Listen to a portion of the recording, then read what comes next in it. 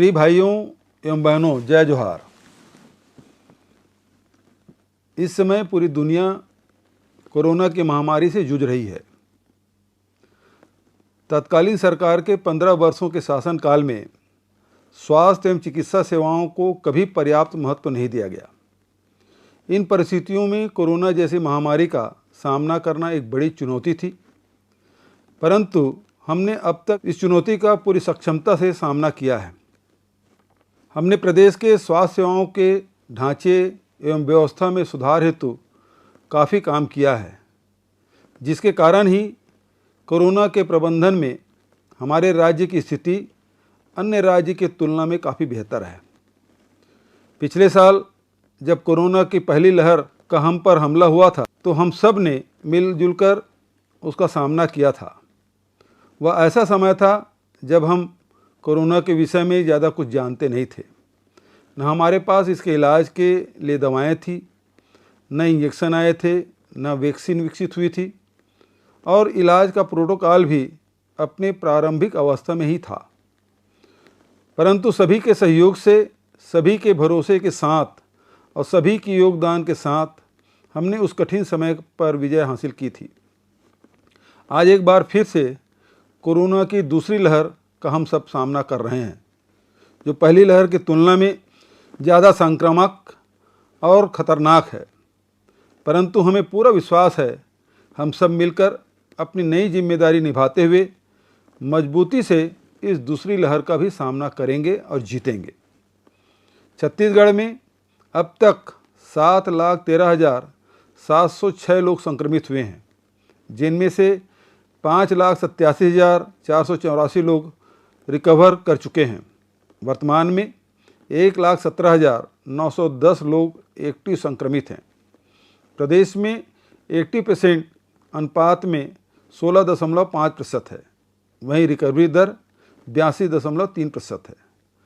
परंतु यह बात आपके भीतर एक नया विश्वास पैदा करेगी कि छत्तीसगढ़ कोविड वैक्सीनेशन के मामले में देश के कई विकसित और साधन संपन्न राज्यों को पीछे छोड़ चुका है।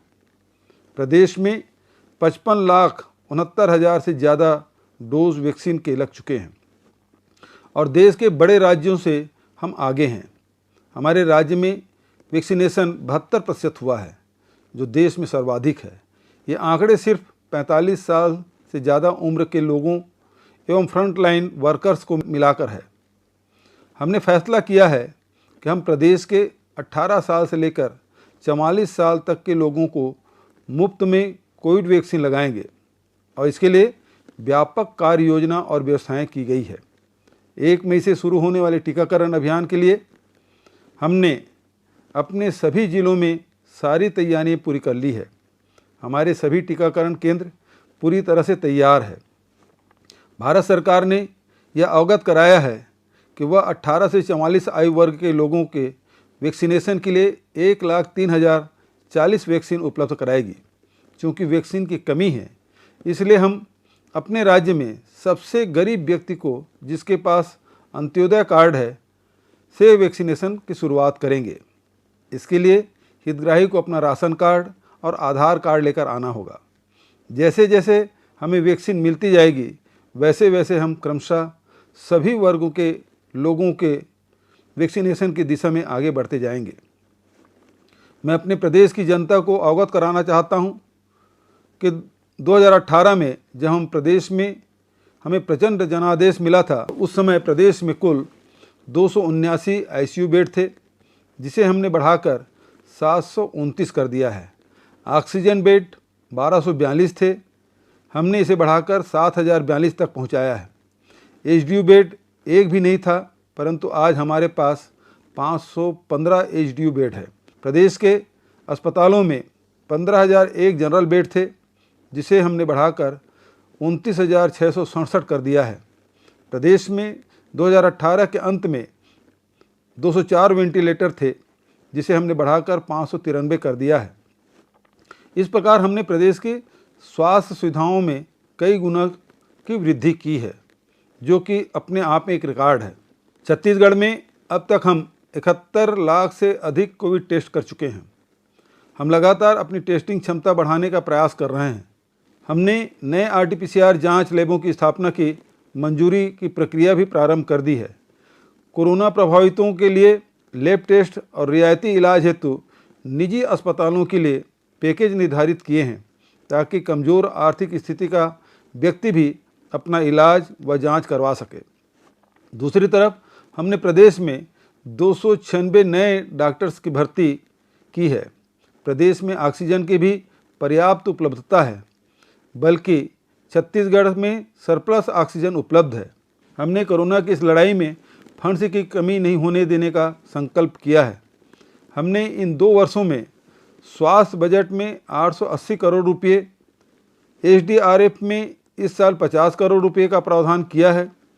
जनता ने बढ़ चढ़कर मुख्यमंत्री सहायता कोष में सहायता की है, जो सरकार पर जनता के अटूट भरोसे का परिचायक है। इस कोष से हमने अभी तक 73 करोड़ 53 लाख रुपये के कोविड के खिलाफ लड़ाई के लिए जिलों को जारी कर चुके हैं। इस प्रकार हम 1003 करोड़ 53 लाख रुपये अब तक के स्वास्थ्य क्षेत्र में लगा चुके हैं। वहीं अब भी मुख्यमंत्री सहायता कोष में 53 करोड़ 88 लाख रुपया जमा है। उनका उपयोग भी कोविड की लड़ाई में किया जाएगा। विभिन्न जिलों में कई संस्थाओं और लोगों ने मुक्त हस्त से मदद की है। विभिन्न विभागों के फंड्स, जिला खनिज न्यास के फंड्स के अलावा उद्योगों से CSR मद से भी सहायता का आश्वासन मिला है। हमने फैसला किया है मई और जून महीने का राशन लोगों को एक साथ दिया जाएगा। यह पूरी तरह से मुफ्त दिया जाएगा। जैसा कि आप जानते हैं कि हम 1 मई से 18 से 44 साल के 1 करोड़ 30 लाख लोगों को 2 करोड़ 60 लाख वैक्सीन डोज मुफ्त में लगाएंगे। 18 वर्ष से अधिक आयु के सभी लोगों को वैक्सीन लगवाने के लिए पंजीकरण करवाना होगा। ये पंजीकरण 28 अप्रैल से प्रारंभ हो गया है। चूँकि वैक्सीन निर्माता कंपनियां केंद्र की तुलना में राज्यों को अधिक दामों पर वैक्सीन उपलब्ध करा रही है, इसलिए हमें इसके लिए 800 करोड़ रुपए से अधिक का व्यय आएगा, जो करने के लिए हम कृत संकल्पित भी हैं। हमने 1 मई से वैक्सीन प्रारंभ करने के लिए 50 लाख डोज वैक्सीन का ऑर्डर भी दिया है, जिसमें 25 लाख डोज सीरम इंस्टीट्यूट को और 25 लाख डोज भारत बायोटेक को ऑर्डर किया है। ऐसी आपदा के काल में भी लोग स्वयं होकर सरकार के साथ आ रहे हैं और एक दूसरे की मदद का हाथ बढ़ाना चाहते हैं। जो कोई भी अपना जितना भी आर्थिक योगदान कोविड के विरुद्ध इस लड़ाई में करना चाहता है, वह स्वेच्छा से मुख्यमंत्री सहायता कोष में अपना अंशदान कर सकता है। यह पूरी की पूरी राशि सिर्फ और सिर्फ कोरोना के खिलाफ संघर्ष में ही व्यय की जा रही है। छत्तीसगढ़ की जनता का स्वाभिमान ही उन्हें सबले बढ़िया बनाता है। यह हम जानते हैं। जनता का छोटे से छोटा योगदान भी हमारे लिए अत्यंत सम्मान का विषय है, जो हमारे आपसी भातृत्व के जुड़ाव को और मजबूत करेगा।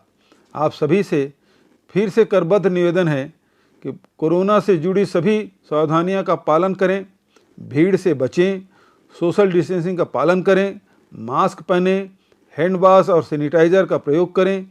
किसी भी प्रकार के अफवाह या नकारात्मक दुष्प्रचार से प्रभावित न हों।